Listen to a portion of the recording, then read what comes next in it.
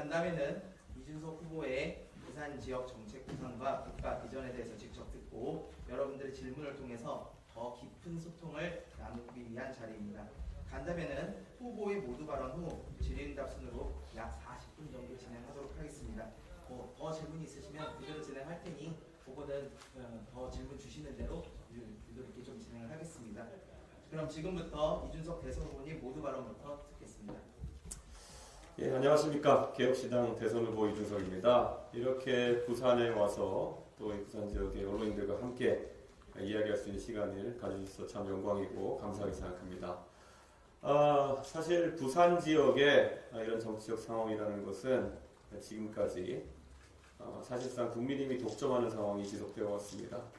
그 과정 속에서 약속되었던 많은 것들이 아직까지 실현되거나 지켜지지 않고 있는 현실입니다. 특히 부산 시민 여러분께서 너무나도 열망했던 2030년 부산 엑스포의 유치가 안타깝게 좌절된 이후에 그에 따라서 예정되어 있던 많은 사업들이 후순위로 밀려나고 있는 것이 현실입니다.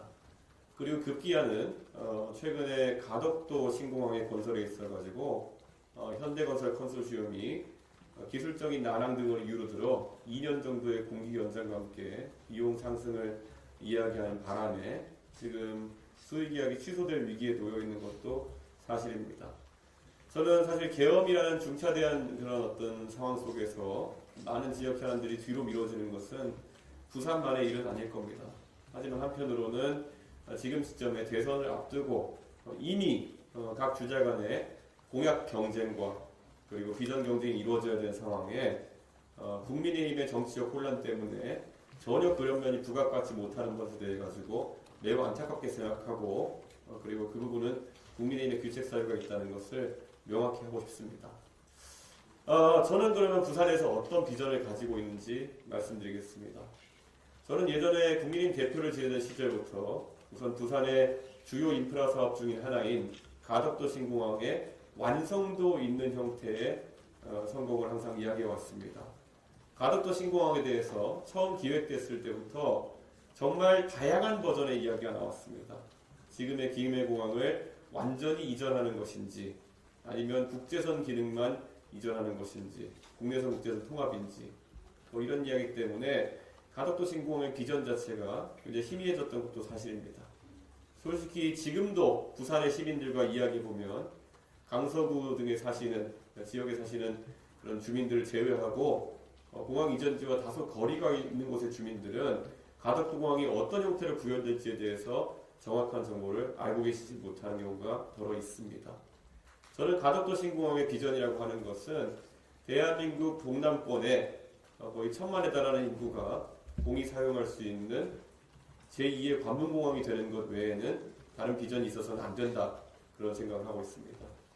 그렇기 때문에 저는 장거리 국제선이 실제로 뜰 수 있는 공항을 완성시키는 것에 우리가 집중해야 된다 이런 생각을 합니다. 현재 나와 있는 8주로 1개짜리 비전으로는 그 장거리 국제선이 관문공항 역할을 하는 그런 비전이 실현되기가 어려운 것이 사실입니다. 그렇기 때문에 가덕도 신공항은 8주로 2본 이상이 건설되어야 되는 완전한 형태의 국제공항으로 거듭나야 한다 이런 말씀을 드리고요. 그러기 위해서는 부산, 경남 동부 지역의 수요만 받아들일 것이 아니라 결국엔 울산부터 대구, 경북 지역 수요까지 받아들일 수 있는 형태의 추가적인 인프라 확장이 필요하다 이렇게 생각합니다.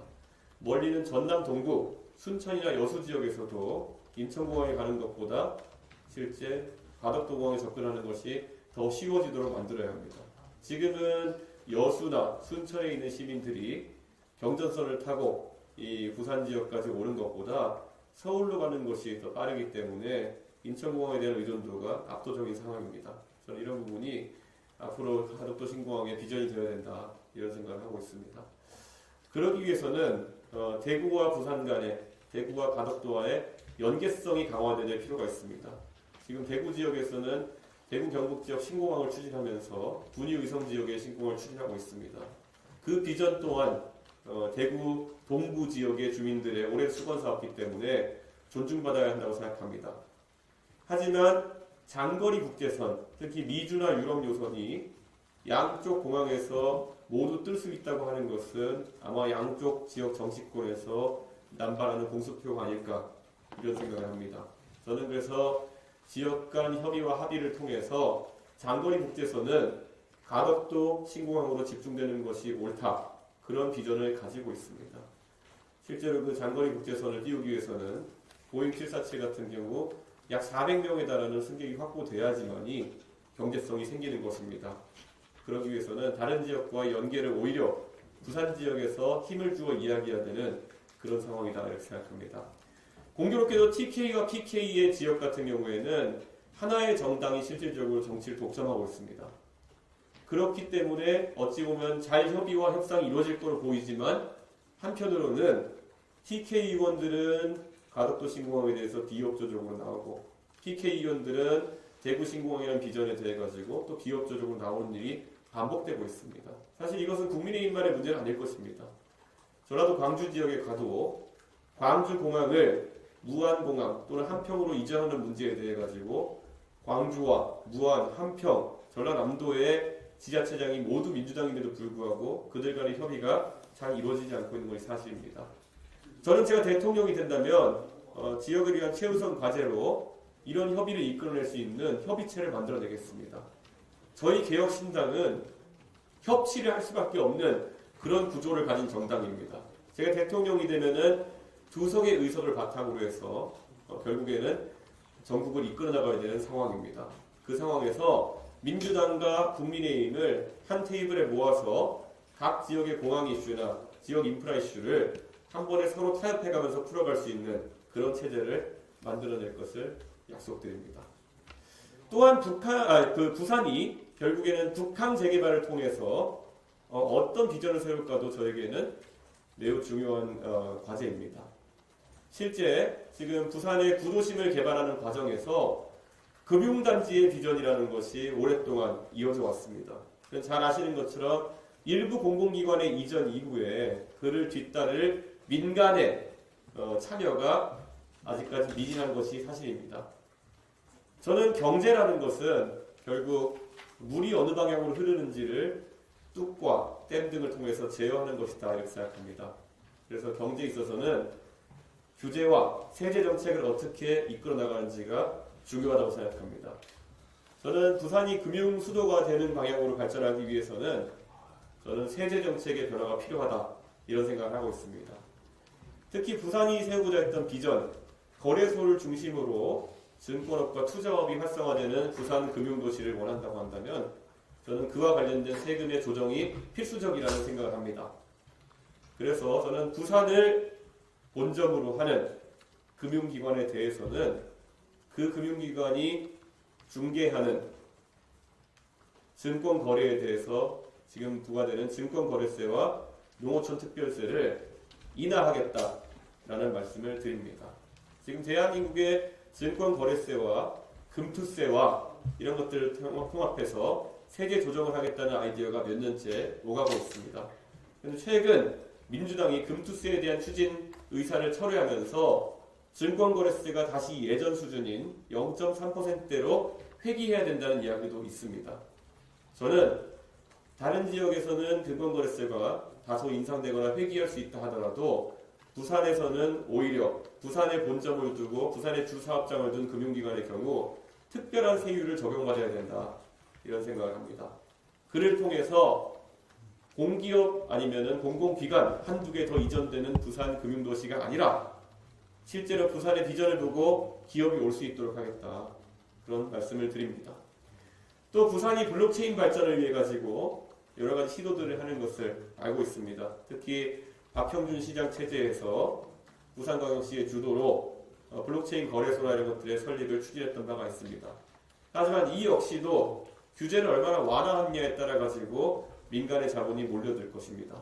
그렇기 때문에 저는 실제 블록체인에 있어서 본인 인증을 엄격히 하는 즉 KYC 제도에 대한 부분을 제외하고 나머지 모든 상품에 대한 규제는 과감하게 덜어내야 된다라고 주장하겠습니다. 그래서 이것을 바탕으로 해서 부산이 꿈꾸는 금융과 블록체인을 결합한 그 미래 비전을 꼭 이뤄낼 수 있도록 그렇게 하겠습니다. 또 부산의 구항구 그리고 구도심이 어떻게 변해야 될지에 대해서 저는 문화가 으뜸이 되어야 된다라는 생각을 하고 있습니다. 그래서 부산이 가장 잘하는 것을 문화로 더 키워내야 될 필요성이 있다 이런 생각을 합니다.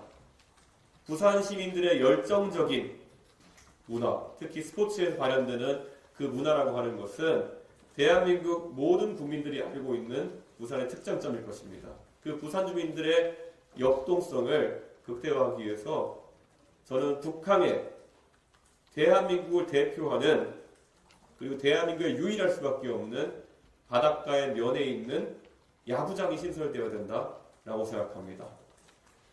미국의 메이저리그 야구 구장들을 보면은 각 지역의 특색에 맞는 구장을 통해서 단순히 그 지역의 스포츠팀을 응원하는 문화를 넘어서서 꼭 한번 가보고 싶은 구장을 만드는 것에 주력하고 있습니다. 저는 대한민국에서 바다에 면한 야구장을 건설할 수 있는 여력을 가진 도시는 부산밖에 없다라고 확신하고 있습니다. 그래서 북항 재개발이 될 때 북항에 샌프란시스코 자이언츠가 샌프란시스코를 활용하는 구장처럼 바다의 면에 있는 야구장을 건설할 것을 공약드립니다. 그를 통해서 샌프란시스코에서 우리가 흔히 유튜브에서나 봤던 정말 뜰채를 들고 바닷가에서 공이 떨어질 것을 기다리는 문화부터 매우 새로운 광경들이 부산과 함께 하게 될 것이다. 이런 비전을 약속합니다. 그를 통해서 그런 문화가 부산에 다시 젊은 세대들이 찾아들고 그 문화를 통해서 관광과 그리고 교류가 더 활성화될 수 있다. 이런 생각을 하고 있습니다. 그리고 부산에 또 다른 비전이 있다면은 최근에 박수영 의원님 주도로 통과되었던 분산에너지법이 또 하나의 비전이 될 것입니다. 지금까지는 이 남동 임해 지역, 즉 경상남도와 울산까지 이어지는 지역의 많은 원자력 발전소에서 생산된 전력을 소비지인 수도권으로 옮기느라 또 다른 비용이 사용되고 정작 일자리는 그 부산 지역에서 울산 지역에서 경남 지역에서 생긴 에너지로 일자리는 수도권에 생기는 그런 괴리가 발생하고 있었습니다. 이제는 부산이 이런 전력 생산에 주요한 역할을 한다면 그에 따른 일자리 또한 부산에 있어야 된다라고 생각하며 분산에너지법의 적용을 더욱더 강화할 생각입니다. 그런 분산에너지법을 통해서 부산 지역에 자리할 수 있는 업체들은 결국 AI 시대에 맞춘 AI 디지털 센터 등이 최우선적으로 고려돼야 할 것입니다. 실제 지금 건설되는 흔히 미국에서 메가 또는 하이퍼 데이터 센터라고 하는 것들은 보통 메가와트대 이상의 전력을 소비하고 때로는 100메가와트급까지 전력을 소비하는 그런 상황이 발생하고 있습니다. 이것을 설립하기에 최적의 부지는 바로 부산입니다. 왜냐하면 우리 부산은 대한민국과 일본과 소통하는 해저 광 케이블이 지나가는 관문 도시입니다. 대한민국과 일본을 오가는 모든 데이터는 통영과 부산을 통해서 들어가도록 되어 있습니다. 저는 그렇기 때문에 데이터가 오가는 길목이고 전력이 생산되는 이곳 부울경이 데이터 센터에 최적화된 입지다. 이런 생각하고 있습니다. 지금은 전국적으로 전력 요금이 차이가 없기 때문에 수도권에 세우는 것이 기업에게 더 유리한 상황입니다. 하지만 앞으로 전력 요금이 분산에너지법을 통해서 차등화됐을 때는 적극적으로 부산 지역에서 데이터 센터를 유치해야 하고 그것을 위한 각종 규제를 풀어내는 것이 정치권의 과제일 것입니다. 저는 부산에 데이터 센터 특구를 설치해서 부산의 데이터 센터가 설립되게 되면은 그 데이터에 대해 가지고는 여러 가지 규제를 풀어주겠다는 약속을 하겠습니다. 우리가 과거 영세 중립국이던 스위스가 다른 조건이 불리함에도 불구하고 금융과 관련된 여러 가지 규제를 풀어서 금융을 통해서 스위스은행이라는 브랜드로 상당한 부를 창출했던 것을 기억하는 것처럼 부산에 있는 데이터 특구도 저는 결국 대다수의 규제에서 해방되어야 된다라는 생각을 하고 있습니다. 데이터 센터에 어떤 데이터가 오가는지에 따라서 만약에 압수수색이나 아니면 수사기관의 압박을 받는 그런 상황이 온다면 해외의 수많은 기업들은 부산에 있는 데이터 센터에 데이터를 저장하고 전송하는 것을 두려워할 것입니다. 지금 딱 중국이 그렇습니다. 중국에서 IT와 관련된 사업을 하기에는 중국의 데이터에 대한 통제가 너무 심하기 때문에 그 사업을 본질적으로 영위하기 어려운 경우가 너무 많습니다. 저는 한국의 부산에 세워진 데이터 센터들에 대한 모든 규제와 리스크를 없애는 방향으로 주력하겠습니다.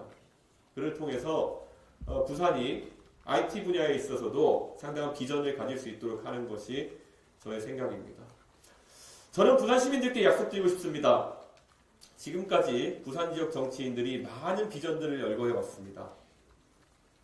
엑스포도 그렇고 결국에는 가덕도 신공항도 그렇고 항상 이들의 이야기 속에는 비전만 아주 희미하게 존재할 뿐 구체성이 존재하지 않았기 때문에 자꾸 이렇게 구호만 난무하는 정치가 부산을 퇴보시키고 있다는 생각을 합니다. 저는 앞으로 부산의 젊은 세대와 이런 문제들을 구체적으로 고민하면서 대안을 모색해 나가도록 하겠습니다. 개혁신당과 이준석은 다릅니다. 부산에 대한 애정을 가지고 부울경 전체의 발전을 이끌어 나갈 수 있도록 하겠습니다. 감사합니다.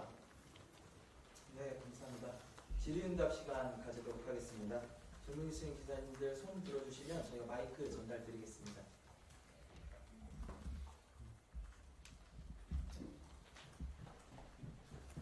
소속과 성함 말씀 주시면 감사하겠습니다. 예, 연합뉴스 오수희 기자입니다. 네. 이제 대진표가 완성이 된 걸로 보이는데요. 지지율 반등할 수 있는 전략이 궁금합니다. 저희가 개혁신당 자체 내부의 데이터를 보면은 우선 부산 지역의 당원 가입 추세가 다른 지역에 비해서 월등히 높은 상황이 지금 보여지고 있습니다. 그래서 최근 몇 주간 거의 1,500명 가까운 당원들이 가입을 하는 모양새를 보였는데 부산 지역이 다른 지역보다 가입 추세가 빠른 것은 제가 말씀드린 것처럼 구호만 난무하는 부산 정치에 시민들이 실망한 것이 아닌가 그런 생각을 하고 있습니다. 그래서 저희 개혁신당은 구체성을 가진 정치로 부산 시민뿐만 아니라 대한민국의 여러 문제에 접근해서 국민들의 마음을 얻어내겠습니다. 지금까지 한편으로는 개혁신당과 이준석이 비판받았던 지점이기도 합니다. 바로 구체적으로 여러 사안에 대해 가지고 두려워하지 않고 목소리를 내고 그렇기 때문에 때로는 적이 많다는 이야기도 합니다. 그런데 한편으로 지금까지 두리뭉실한 정치가 어느 누구에게도 거스리는 말을 하지 않으려고 하는 그 정치가 부산과 대한민국을 퇴보시키거나 정체시켜 왔다고 저는 확신합니다. 그렇기 때문에 제가 오늘 발표한 공약들이나 비전에 대해서도 오히려 여러 가지 지적이 있었으면 좋겠습니다. 그 지적을 바탕으로 정반합의 과정을 거쳐서 부산이 오랜만에 토론하는 공간으로 바뀌었으면 하는 그런 생각을 갖고 있습니다. 그를 통해서 지지율 정체라고 아까 말씀하신 부분, 눌림목을 뚫어내고 한번 이번 대선이 비전경제될 수 있도록 유도해 보겠습니다. 네, 다른 질문 있으신 분? 네, CBS의 강민정입니다. 이 대진표가 완성이 됐는데 가장 유력한 후보 중에 한 명인 이재명 후보가 부산에 내놓은 공약이 해수부 이전입니다. 네. 해수부 이전에 대한 좀 입장을 말씀해주세요. 저희가 해수부가 만약에 존치된다고 생각했다면은 저희는 해수부 이전에 대해서도 검토했을 겁니다. 그런데 저희는 지난번에 저희 정부부처 개편안을 발표하면서 19개 해당하는 부처 중에 13개로 부처를 축소하겠다, 통폐합하겠다라는 비전을 밝히면서 해수부의 기능 중에서 결국 교통에 관한 기능은 건설교통부로 이관하겠다. 그리고 해산, 그러니까 해양에서 결국에 어업이나 이런 부분에 해당하는 부분은 1차 산업부로 통합하겠다라는 이야기를 했습니다. 그렇기 때문에 저희는 해수부가 통폐합된다는 공약을 냈기 때문에 그 부분에 대해서는 아마 해수부 이전을 기대하고 계셨다는 부산 시민이 계신다면 조금 아쉬운 그런 저희 비전일 수 있겠지만은 한편으로는 부산 시민 여러분께서도 지금 방만한 정부 구조 때문에 지금 우리 세금이 허투루 쓰이고 있는 부분에 대해 가지고 공감대를 가지고 있으실 것이다. 이런 생각을 합니다. 예. 네, 또 다른 질문 있으신 분 계실까요?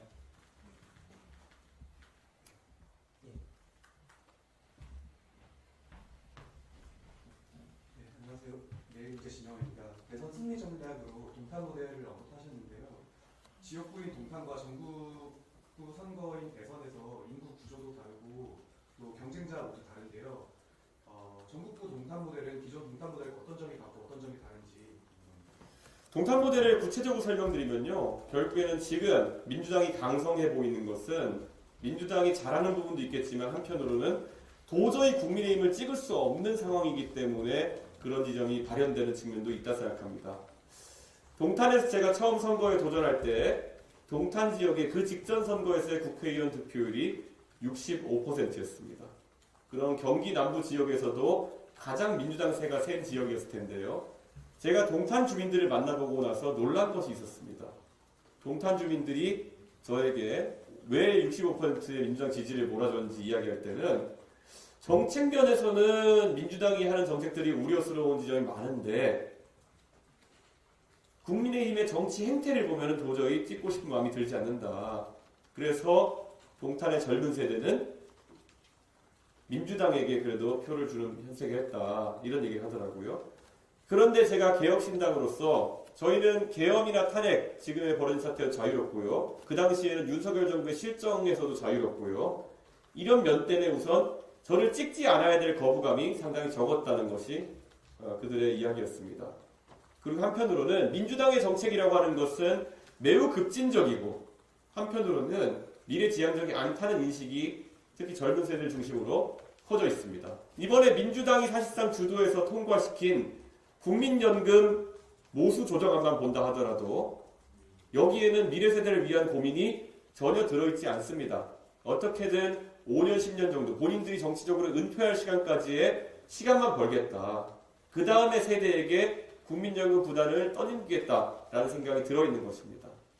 저는 그런 부분을 잘 아는 합리적인 유권자는 국민의힘을 찍기도 어렵고 정책 때문에 민주당을 찍기 어려운 유권자들이 개혁신당에 눈을 돌리는 것이 바로 동탄 모델이고 이번 선거에서 제 목표는 전국이 동탄 주민들의 현명한 판단이 어떤 취지에서 이루어졌는지를 잘 이해하시면 표심에 큰 변화가 있을 것이다. 이런 생각을 합니다. 제가 민주당의 정책의 위험성을 그냥 말씀드리자면요. 아까 저는 합리적으로 부산 지역이 대한민국의 해저광 케이블이 대부분 통과하고 전력 사정이 우수하기 때문에 데이터 센터의 최적지라고 제가 얘기를 했습니다.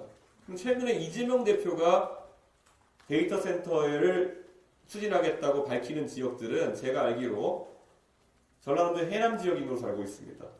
그것은 아마 앞으로 그들이 얘기할 해상풍력 등의 비전을 합리화하기 위해서 그런 이야기를 할 것으로 보입니다. 그런데 그것은 단순히 또 다른 뻥공약이 될 가능성이 높다라고 저는 보고 있습니다.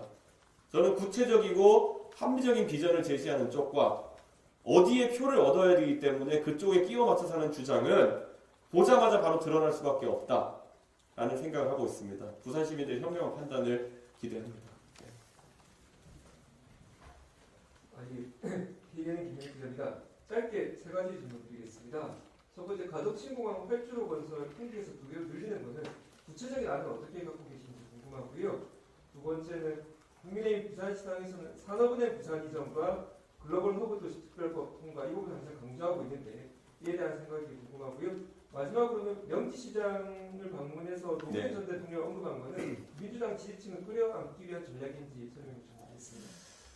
예, 우선 가덕도 신공항 같은 경우에는 사실 활주로를 일본 건설하는데 지금 13조, 14조 가까운 비용이 들어간다는 추계가 나와 있는 것이 사실입니다. 그리고 이본을 건설했을 때는 추가적인 매립이 상당히 필요하기 때문에 예산이 늘어날 것도 자명해 보입니다. 하지만 공항을 설계할 때 이미 예를 들어 활주로 2본을 염두에 두고 설계한 공항과 1본을 염두에 두고 설계한 공항은 크게 차이가 납니다. 아까 말씀드렸던 것처럼 국내선과 국제선을 동시에 이전할 것이냐 아니면 장거리 국제선을 염두에 두고 활주로기를 설계할 것이냐 이런 거에 따라 달라집니다. 저는 지금 이렇게 비전을 세울 때 큰 비전을 세우자는 이야기입니다. 매립했을 때 추가적인 매립이 가능하도록 그런 사전 공사를 해놓는 것이 중요하다 이런 생각을 하고요. 최근에도 저희가 철도 같은 것을 지을 때 단선 철도냐 곡선 철도냐 이런 것들을 이야기하기도 하지만은 조금 장기 비전을 세운 지역 같은 경우에는 복선 노반의 단선 철도를 하기도 합니다.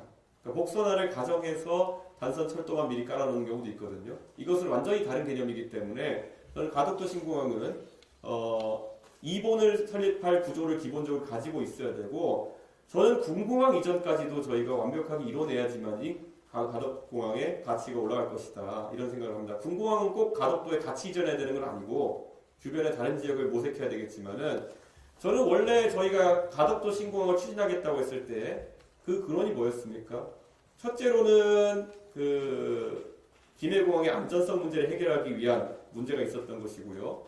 두 번째로는 명지 신도시 등 강서구 일대의 부산의 미래를 담당져야 될 땅의 개발 제한 등에 대한 문제가 있지 않았습니까? 그렇기 때문에 저는 그 두 가지를 완전하게 실현해내는 것이 중요하다. 그에 따른 예산 추계는 아까 말씀드렸던 것처럼 다른 지역과의 어떤 협의가 굉장히 중요하다 이런 생각을 합니다. 이 가덕도 신공항의 비전을 다른 지역이 같이 공유할 수 있게 하는 것이 그 예산에 대한 합의를 이끌었는데 굉장히 중요한 점이 될 것이다 생각하고요. 산업은행의 부산 이전에 대해 가지고는 굉장히 저는 처음에 그 국민의힘에서 있을 때 그 부분에 대해 긍정적 검토를 했지만 최근에는 부정적인 검토를 하고 있습니다. 그 이유는 부산 지역이 산업은행에 따라서 받을 수 있는 수혜가 제한적이라는 생각을 하기도 했고요. 이 IB은행, 투자은행 업무가 주가 되는 산업은행이 부산 지역과 산업을 결합하기는 좀 어려운 측면이 있다라는 생각했고, 실제로 그 앞서 이루어졌던 국민연금 기금운용본부의 전주 이전이나 이런 것들의 성과가 기대했던 것만큼 나지 못했습니다.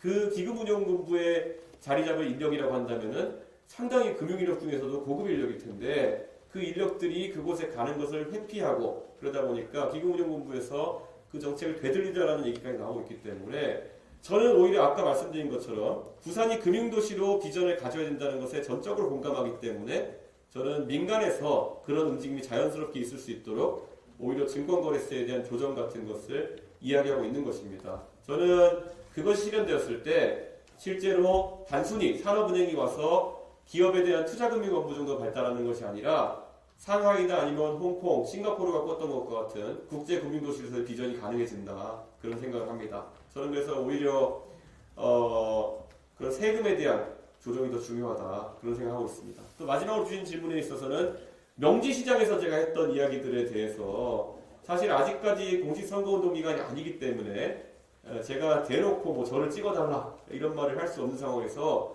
좀 제한적인 어떤 입장을 얘기했지만, 명지시장은 2000년대 노무현 대통령께서 선거 과정에서 참 외로운 선거운동을 하셨던 곳으로 익히 알려져 있습니다.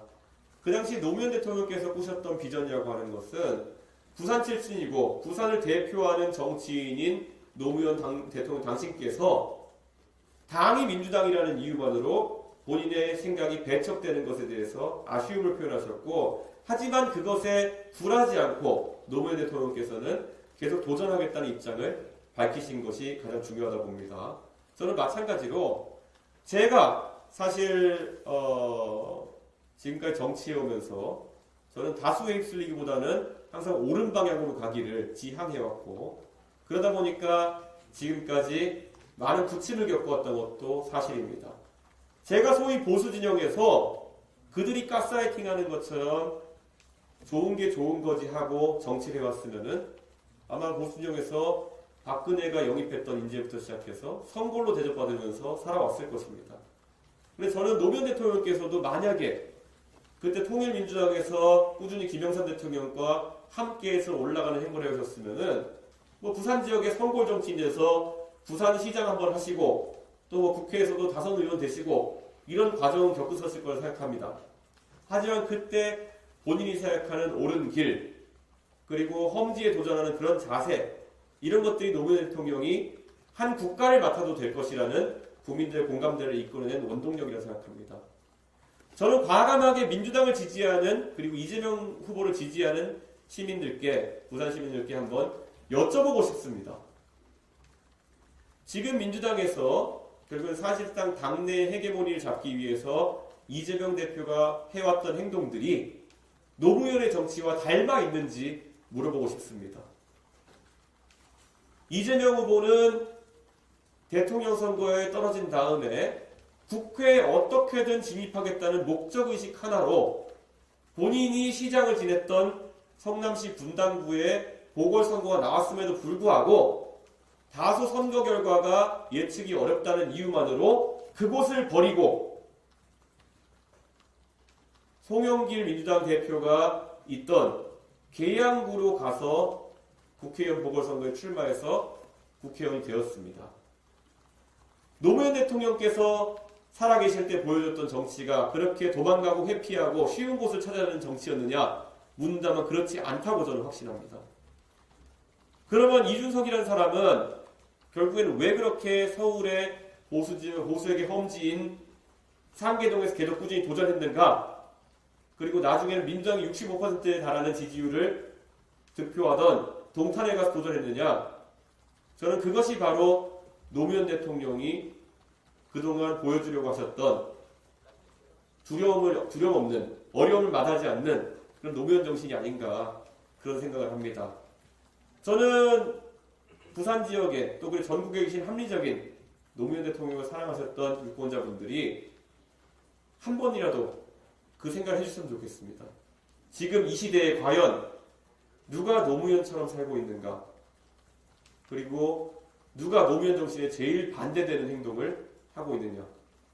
그것에 공감하신다면 선택지는 하나일 것이다 라고 확신합니다. 네.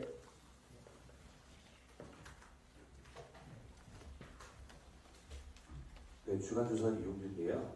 홍준표 시장하고 회동하시고 나서 홍 시장과 일하시던 인력들도 이렇게 캠프에 결합을 하셨는지 궁금합니다. 홍준표 시장님께서 미국으로 잠시 떠나시면서 저에게 많은 조언을 해주셨고 무엇보다도 어제 보도를 통해서 확인하셨겠지만은 이번 선거는 사실상 이재명과 이준석의 대결이 될 것이다 라는 양자구도의 가능성을 천명해 주셨습니다. 저는 그 의미는 홍준표 대표 당신께서 항상 꿈꾸셨던 젊은 세대가 바라는 자유주의적인 그리고 개인의 책임과 자유, 의무가 중시되는 그러한 보수 정치를 실현할 대상으로 주체로 이준석을 골라주신 것이다 이렇게 생각합니다. 그래서 당연히 홍준표 대표 측에서 실무를 보시던 인력들이 차례로 이제 합류할 예정이고 어제 저녁에도 그 중에 핵심 인물 중 하나랑 이야기를 마쳤습니다. 그래서 저희가 최대한 그분들과 시너지를 내서 홍준표 시장이 꾸던 꿈까지 같이 이준석의 정치를 통해서 실현시킬 수 있도록 그렇게 하겠습니다. 연장선에서 김문수 후보와의 단일화 또는 빅텐트의 가능성에 대해서 좀 다시 한번 말씀해 주세요. 김문수 후보의 단일화나 빅텐트 가능성을 질문해 주셨는데요. 저는 그것은 원래 시작부터 0%였고 앞으로도 0%다 이렇게 말씀드리겠습니다. 그것은 김문수 후보께서 최근에 어려운 과정을 좀 겪으시면서 다소 김문수 후보에 대한 동정심이라든지 아니면 그분의 정치적 박력이라는 것이 재조명되긴 했지만 본질적으로 김문수 후보께서는 지난 한 10년여의 시간 동안에 상당히 경도된 오른쪽 행보를 보여오셨습니다. 그리고 그 경도된 정도가 실제 전광훈 목사와 상당 부분 결을 같이 한다는 지적까지 나오고 있는 상황입니다. 그렇기 때문에 저는 그런 부분에 대한 김문수 후보의 확실한 단절 그리고 그런 과거에 대한 유감 표명 등이 선제적으로 있어야지만이 우선 국민들이 관심을 가질 것이다 이런 생각합니다. 그리고 급기야는 오늘 윤석열 대통령이 전적으로 김문수 후보에 대한 지지를 천명하는 상황이 발생했습니다. 윤석열 대통령께서 탄핵을 당한 다음에도 본인이 반성하는 자세 등을 보이기보다는 본인이 오히려 승리했다는 취지의 입장을 밝히시는 등 부산 시민을 포함 많은 국민들의 분노를 자아내고 있습니다. 저는 김문수 후보께서 그런 윤석열 대통령의 사실상의 지지에 대해 가지고 만약에 그것을 통해서 보수 진영의 표를 받아내겠다는 생각으로 완강한 소신을 밝히지 않으신다면은 결국 많은 사람들은 윤석열 정부의 연장선이 김문수 후보가 꿈꾸는 정부일 것이라고 생각할 것이라 저는 확신합니다.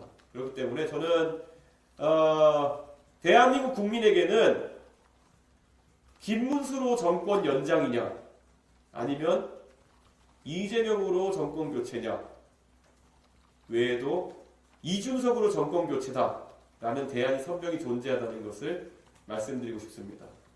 그리고 이준석을 통한 정권 교체는 거기에 딸려오는 두 가지의 교체가 더 있습니다. 첫째는 세대 교체요. 두 번째는 시대 교체입니다.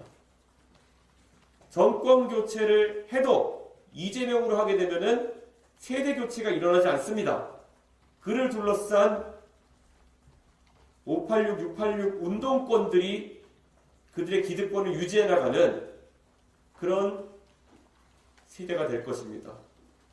그리고 젊은 세대가 조금 더 바라는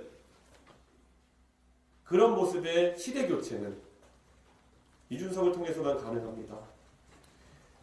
어떤 지역 정서나 아니면은 이념 갈등 때문에 앞으로 나가지 못하는 그런 상황을 이제 앞으로 나갈 수 있는 시대를 바꿔내야 되고 그게 압도적 세력을 통한 좌도 우도 아닌 앞으로 가는 시대 교체다. 제가 단언드립니다. 결국 이준석을 찍으시면은 정권 교체, 세대 교체, 시대 교체를 다 이룰 수 있다. 유일한 투표용지에 있는 선택이라고 생각합니다. 후보님 아까 말을 내주시지 않은 게 네. 시작부터 0% 앞으로 0%라고 하셨지만 네. 김문수 후보의 확실한 단절이 선제적으로 있다면 이렇게 가능성이 있습니다. 전혀 없습니다. 예, 그거는 지금까지 10년여 동안 그래왔다고 제가 말씀드렸는데 20여일 앞두고 갑자기 사람이 변한다고 그걸 믿으면 안 되는 겁니다. 저는 이재명 후보가 중도 보수가 되었다는 것도 믿지 않습니다. 그분은 항상 위기를 모면하기 위해서 카멜레온 같이 말씀하시는 분이고 제가 지난번에 지적했지만은 지금 우회전 깜빡이 켜고 맨 왼쪽 차선에 서 계시는 겁니다. 저는 그분이 왼쪽으로 갈 거라는 확신이 있습니다. 그것도 그분의 과거 이력을 보면은 그분이 운전을 하시면 좀 위험한 운전을 하실 분인데 저는 이번에 대한민국도 만약에 운전하시게 된다면은 정상적인 상태가 아니라 심신미약 상태에서 운전하시지 않을까라는 우려가 있습니다. 예, 또 혹시 질문 있어요? 크리스찬 강주환입니다. 크리스찬 강주환입니다. 세 가지만 여쭤보겠습니다. 먼저 다소 어려움이 있더라도 가덕도 신공항이 제2법문의 결말 형태로 된다고 말씀하셨는데 이게 개항 시기가 다소 늦어도 괜찮다는 경우인지 그리고 두 번째로 PG에서 지방 공고를 요구하는 목소리가 점점 커지고 있는데 이에 대해서 어떻게 생각하시는지 그리고 마지막으로 빅텐트가 아니더라도 안철수나 오세훈 등 기존 중도보수 진영과의 어떤 계약을 생각하십니까? 예, 좋은 질문 감사합니다. 가덕도 공항의 비전은 아까 제가 말씀드린 것처럼 인천공항이 우리가 개항됐는지 언제인지를 생각해 보시면요.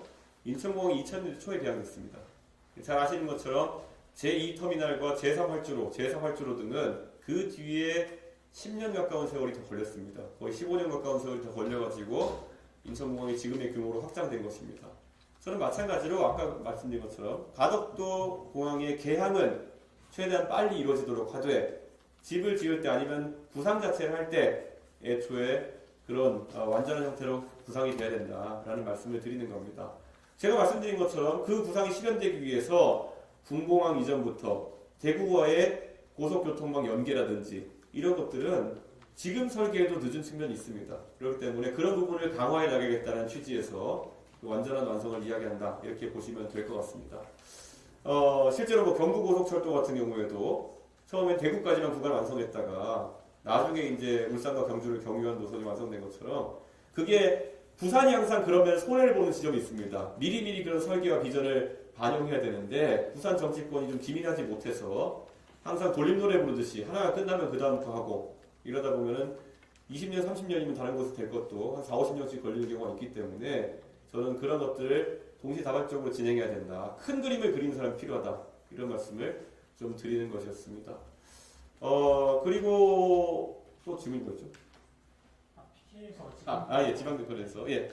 지방분권에 대해서는 저희가 아마 가장 진일보한 공약을 내고 있을 것이다 이렇게 생각합니다.